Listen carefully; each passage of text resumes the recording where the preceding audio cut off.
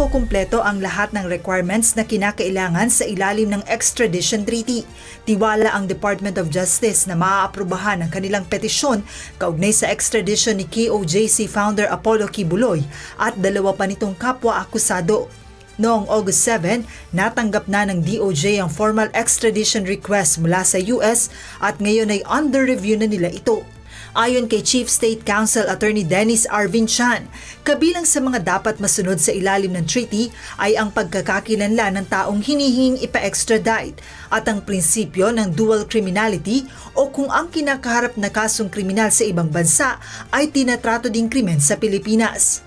So long as the requirements under the RPUS extradition treaty are met through the documents that we will be filing, then we are confident that extradition will be granted. The documents that we received from the Department of Foreign Affairs were quite voluminous. Parang each respondent would have 6 batches of envelopes na supporting documents. So we have to go through each of that. We are working on the evaluation as fast as we can, but at the same time ensuring that we are not skipping or cutting corners here. Bukod dito, dapat ding tingnan sa ilalim ng kasunduan ang posibilidad ng parusang hindi bababa sa 1 taong pagkakakulong, ang hindi pag-prescribe o pagkakapaso ng kaso sa ilalim ng batas ng US, at ang katiyakan na hindi ito papatawan ng death penalty sakaling mapatunayang nagkasala. We understand that this is an issue of national interest.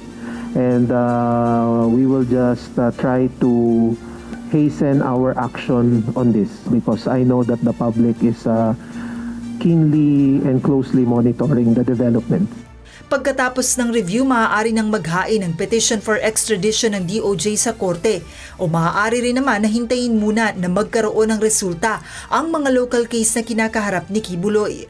Ayon pa sa State Counsel, maaari lamang na tumagal ang mga pagliliti sa loob ng ilang buwan sa halip na abuti ng taon.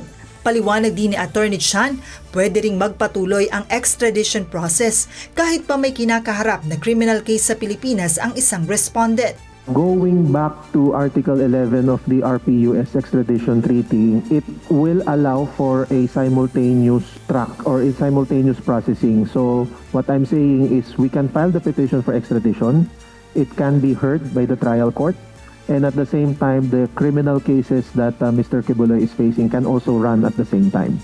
Now, as to how pag umabot na dun sa point na extradition is ordered by the court, ano yung magiging next step, that is something that would have to be studied further by our office. Sakali namang mag-grant ang extradition request, maaari pa rin naman anilang magsumite ng apela ang kampo ni Quiboloy. Samantala, inihayag rin ng Chief State Counsel na ang Pilipinas ang sasagot sa gastusin sa paghahain ng extradition case, habang ang nag-request naman na bansa ang siyang gagastos sa paglilipat sa isang i-extradite na individual.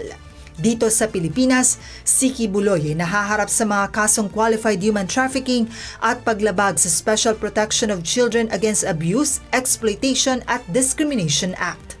Joanano, humahataw sa balita ngayon.